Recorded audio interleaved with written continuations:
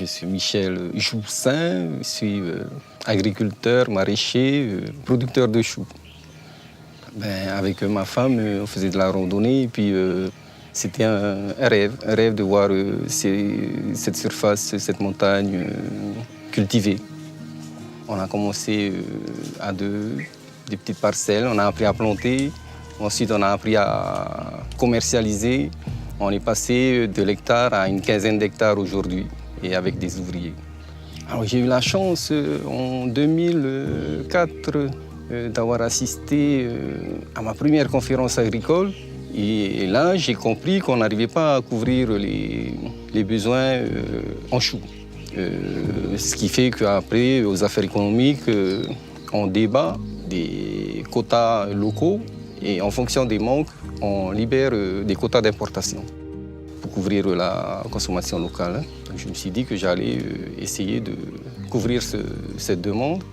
Et au fil du temps, des années, on y est arrivé. Le déclic est venu de là. Voilà. Aujourd'hui, on est à une moyenne de 40 tonnes par mois de choux pour 90 tonnes de consommation mensuelle. Une agriculture raisonnée, c'est la rotation des cultures. On utilise du compost aussi pour amender les sols aussi, apporter de l'humus. Et utiliser le moins de désherbants chimiques, respecter les doses, respecter les délais avant récolte et désherbage manuel et mécanique. Il faut savoir que nos produits, les choux, les navets, aubergines, sont contrôlés 3 fois par an et on peut dire qu'on a des produits de qualité.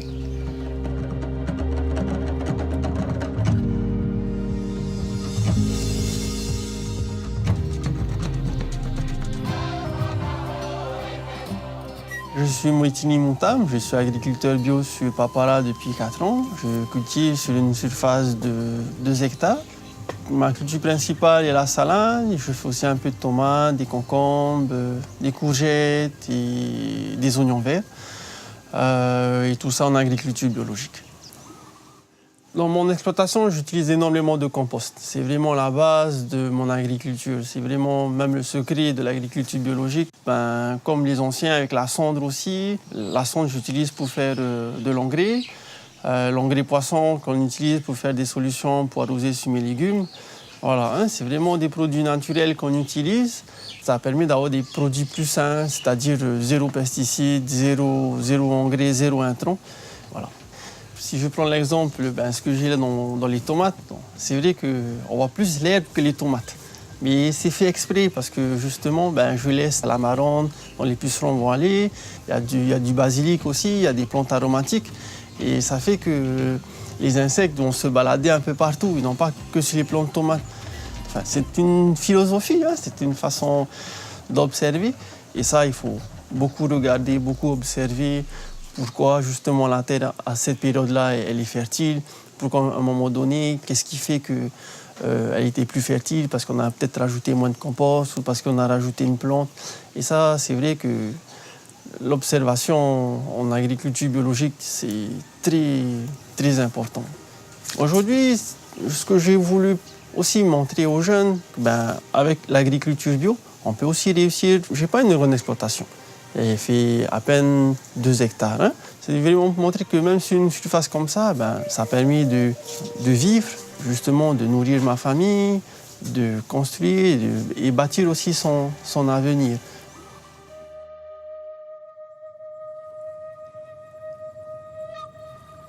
Je suis Françoise Henry, je suis dans l'agriculture biologique depuis 30 ans.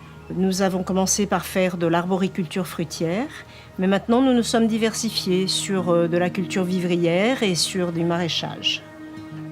Un paquet de salades se compose de différentes salades parce qu'en fait, moi ce qui compte dans la composition d'une salade, c'est que déjà ce soit une salade de saison, qu'elle soit agréable à manger, qu'elle soit agréable à l'œil aussi. Et en fait, souvent, on met également des fleurs dans les salades, d'abord parce que c'est bon, et parce qu'ensuite aussi, le consommateur, il a une salade qui est jolie dans son assiette, et qu'il arrive à faire manger même à ses enfants, parce que les enfants disent « Oh, il y a des fleurs, on va manger de la salade ».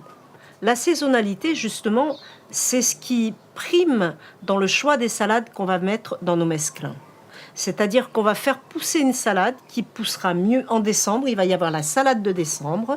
En mars, il va y avoir la salade de mars. Donc, ce sont des choses dont le consommateur doit absolument tenir compte. Alors, si j'ai un conseil à donner à un novice qui veut se lancer dans l'agriculture biologique, ça serait bien sûr de se rapprocher des services techniques du pays, parce qu'ils ont quand même, à l'heure actuelle, une sensibilité pour une orientation vers l'agriculture biologique. Il y a quand même une réelle volonté du pays. S'il veut se faire garantir, il peut s'adresser au système participatif de garantie Biofetia, qui regroupe des consommateurs, des producteurs et des distributeurs. Et cette association a le droit d'accorder des garanties. Je pense que Biofetia, à l'heure actuelle, est tout à fait habilité justement à aider un novice à démarrer, à savoir ce qu'il faut faire, ce qu'il ne faut pas faire.